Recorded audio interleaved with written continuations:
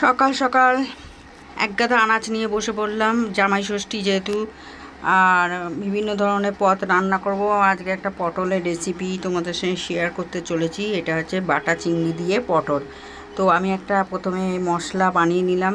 তার মধ্যে দিলাম গরম মশলা, মানে গরম মশলা বলতে তোমার কি বলে, শুকনো লঙ্কা, সামরিচ, জিরে, আর গরম মশলা যেগুলো থাকে, লবঙ্গ, এলাচ, দারচিনি, এগুলো, আর গোলমরিচ, মানে সব রকম দিয়ে, আর জায়ফল না, জয়িত্রী, এগুলো দিয়ে একটা মশলা করে বেটে নিলাম। এই মশলাটা হেভি টেস্ট হয়। এটা হচ্ছে দারুণ মশলা। শুকনো খোলায় নেড়ে বেটে নিলাম। আর পটলগুলো লাল লাল করে ভেজে নিলাম। আর ওই তেলের মধ্যে কালো জিরে দিয়ে কি বললাম, পেঁয়াজ বাটা, রসুন বাটা, আদা বাটা, লঙ্কা বাটা, ধনে বাটা না, জিরে বাটা, এগুলো দিয়ে সব একসঙ্গে আমি কষতে থাকলাম। আর এই পটল চিংড়িটা বাটা দিয়ে, মানে চিংড়ি বাটা দিয়ে হেভি খেতে হয়। আমি হলুদ দিয়ে দিলাম, তার মধ্যে কাশ্মীরি লঙ্কার গুঁড়ো দিয়ে দিলাম,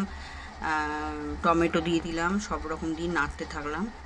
আর এমনি লঙ্কার গুঁড়োও দিয়ে দিলাম, একটু ঝাল ঝাল হলে খেতে ভালো লাগে। তো এটা আমি সর্ষের তেলেই বানাচ্ছি। আর চিংড়ি মাছগুলো যেহেতু ছাড়িয়ে রেখেছিলাম, এগুলো একটু বেটে নিলাম। এই চিংড়ি বাটাটাও দিয়ে করলে দারুণ খেতে হয়। আর জামাইয়ের তো এটা খুব দারুণ লেগেছে। এই চিংড়িটা বললো, মামুনি আর একদিন করে খাইও। তার মধ্যে টক দই ছিল, ওটাও দিয়ে দিলাম। বাটা চিংড়িগুলো দিয়ে দিলাম, নুন চিনি পরিমাণ মতো সব দিয়ে দিলাম। দিয়ে এগুলো ভালোভাবে কষতে থাকলাম। কষে টষে নিয়ে পটলগুলো দিয়ে দিলাম। পটলগুলো দিয়ে জল দিলাম পরিমাণ মতন। টক দইয়ের জলটাও ছিল, ওটাও দিয়ে দিলাম। তবে কষতে হবে, মশলাটা তেল ছেড়ে এলে তবেই পটলগুলো দেবে।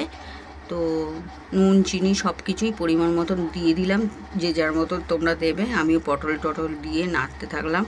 তো পটলটা পুরো মানে গাটা কাটবে না, একটু ছিলে নেমে, তো তাহলে তাতে খেতে ভালো হয়। আর পুরো ছাড়িয়ে দিলে দেখতেও ভালো লাগবে না, তাই এরমভাবেই করলাম। আর ওপর থেকে ভাজা মশলাটা দিয়ে দিলাম। তো ওই বাটা পটল, মানে বাটা পটল না, বাটা চিংড়ি দিয়ে পটলটা তোমরা একদিন করে খাও। আমিও একজনের ভিডিও দেখেই করলাম, দারুণ হয়েছে খেতে। সত্যি জামাই বলেছে আর একদিন করে খাওয়াতে। এটা আমি জামাই ষষ্ঠীর জন্য স্পেশালভাবে করলাম।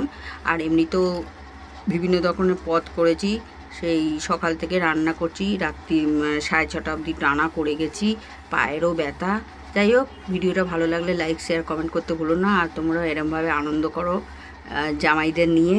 আমি যেটুকুনি পেয়েছি জামাইকে করে খাইয়েছি। তোমরাও তোমাদের মতো সাধ্য মতো জামাইদের করে খাওয়াও।